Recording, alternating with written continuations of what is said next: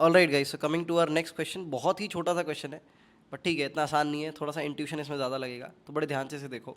यहाँ पर हमको दे रखा है limit n tends to infinity summation r equal to 1 से लेके n r divide by n square plus n plus are.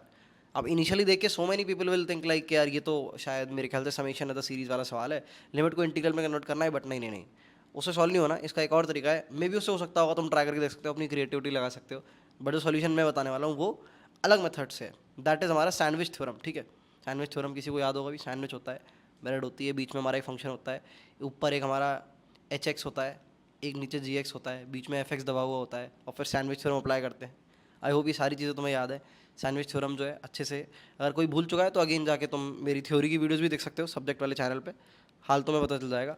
With in 10 minutes you can get to know how sandwich theorem works and all the stuff. Okay, तो basically क्या है कि ये हमारा एक function है, हम सैंडविच थ्योरम के थ्रू इसको सॉल्व कर रहे होंगे, तो ये बेसिकली हमारा एफ एन के बराबर होगा। अब सैंडविच थ्योरम क्या कहती है कि अगर तुम्हारे तीन फंक्शन कुछ इस प्रकार हैं कि तुम्हारा एफ एन तो हमेशा तुम्हारा जी एन से बड़ा है और एच एन से छोटा है, और एच एन और जी एन इनकी जो लिमिट है, हमारी कलेक्टिव लिमिट जो है, एन टेंड्स टू लेट से किसी भी एक पर्टिकुलर वैल्यू पे, इस केस में infinity, n tends to infinity पे लेट से बराबर है, तो एफ एन की भी वैल्यू उसी के बराबर होगी। ठीक है, आई होप तुम्हें थ्योरी यहाँ पर डिस्कस नहीं करूँगा बहुत ज़्यादा, बस कंडीशन एक बार थोड़ी सी मैंने रिवाइज करा दी है। तो लाइक एफ एन जो है वो एच एन और जी एन के बीच में दबा हुआ एक फंक्शन है, और एच एन और जी एन एक पर्टिकुलर वैल्यू पे एक पर्टिकुलर वैल्यू अटेन करते हैं, लिमिटिंग वैल्यू अटेन करते हैं, तो एफ एन भी वही वैल्यू अटेन करता है। तो एफ एन की डायरेक्टली कैलकुलेट नहीं कर सकते, तो एच एन और जी एन की कर देते हैं, जहाँ से हमारे पास आंसर आ जाता है। आगे बढ़ते हुए इसको सॉल्व करते हैं, कैसे क्रिएट करेंगे। तो जी एन जो है वो हमारी सीरीज़ देखने में कुछ ऐसी हो जाएगी, बहुत छोटे से ट्विक्स करने होते हैं सैंडविच थ्योरम के सवालों में, बहुत छोटे से ऑल्ट्रेशंस करने होते हैं। एन को आर कर दिया, आर को एन कर दिया, वन कर दिया, बहुत छोटे, हमें बस ये इंट्यूटिवली प्रिडिक्ट करना होता है कि एच एन और जी एन अपन ऐसे कैसे प्रिडिक्ट करें जो सारी कंडीशन को सेटिस्फाई करें।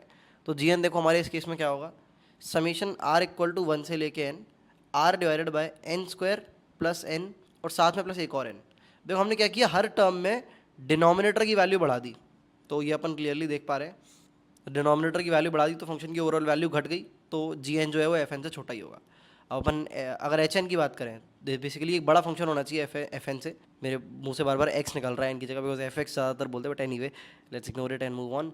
समीशन आर इक्वल टू 1 से लेके, अब इसमें से भी एक छोटा सा ट्विक ही करेंगे, r divide by n square plus n plus यहाँ पर 1 कर दिया। ठीक है, बेसिकली यहाँ पर आर था, आर की वैल्यू 1 2 3 4 5 6 होती, पर हमने हर केस में 1 ही रखा, तो यहाँ पर अपन कह सकते हैं कि इसका जो ओवरऑल आंसर आएगा वो एफ एन से बड़ा ही होगा। ठीक है, ये एफ एन से बड़ा ही होगा, क्योंकि उसमें आर बढ़ता जा रहा है, 1 2 3 4 5 6 होता है, डिनोमिनेटर में और बड़ी वैल्यू आती जा रही है, पर इसमें हमेशा 1 ही है, तो डिनोमिनेटर कम तो value increase. I hope this is very much clear to all of you. तो ये हमारे पास एच एन और जी एन क्रिएट हो गए। Now when you will see, ये एच एन और जी एन दोनों के दोनों limit n tends to infinity पे सेम वैल्यू अटेन कर रहे हैं। ये अपन कैसे चेक करेंगे भाई, ये तो कैलकुलेट करना पड़ेगा, दिमाग वाली चीज़ है ये तो यहाँ पर ये जो डिनोमिनेटर है दोनों में कॉन्स्टेंट्स ही हैं, तो ऊपर के लाइक समीशन ही हमें करने हैं, तो ऊपर क्या बन जाएगा 1 प्लस 2 प्लस से लेके ऐसे एन तक जाएगी कहानी, और नीचे बन जाएगा एन स्क्वायर प्लस एन, और यहाँ पर देखें तो सेम चीज़ है, 1 से लेके एन तक जाएगा, और नीचे बन जाएगा n square plus n plus 1। इसको देखो अगर कैलकुलेट कर तो ये n multiplied by n plus 1 divide by 2 आएगा, और इधर एन स्क्वायर प्लस 2 एन, इस वाले केस में देखें तो सेम चीज़ आएगी, n multiplied by n plus 1 divide by 2, और यहाँ पर रह जाएगा n square plus n plus 1। अब देखो पॉलिनॉमियल अपन पॉलिनॉमियल है, तो लीडिंग कोफिशिएंट्स पे हमारी बात जाएगी, तो यहाँ पर बेसिकली ये भी 1/2 के बराबर आएगा, ये भी हमारा 1/2 के बराबर आएगा। ठीक है, लाइक खोल के देख लो पूरे पॉलिनॉमियल, फिर एन स्क्वायर से डिवाइड कर दो न्यूमरेटर डिनोमिनेटर में, then you will get to know. बाकी लोग समझ गए होंगे यार, एडवांस लेवल प्रॉब्लम सॉल्विंग कर रहे हैं, है ना, तो बेसिक तो क्लियर होंगी, बट स्टिल इन केस चलो कोई अगर लैक करा तो बता देता हूँ एक बार। N square plus n divided by n square plus n plus 1, है ना, ये आया हमारे पास, और 1/2 भी था एक साथ में। तो अगर मैंने लाइक एन स्क्वायर से अगर एक बार डिवाइड मारा न्यूमरेटर डिनोमिनेटर में, तो ये बन गया 1/2 multiplied by 1 plus 1 by n, और डिनोमिनेटर में बन जाएगा 1 plus 1 by n plus 1 by n square. तो ये जीरो हो गया, ये जीरो हो गया, ये जीरो हो गया, तो अल्टीमेटली बचा क्या, 1/2। सेम चीज़ हमने ऊपर भी करी। ठीक है, I hope this is very much clear to you. तो आंसर भी फिर 1/2 ही हो जाएगा।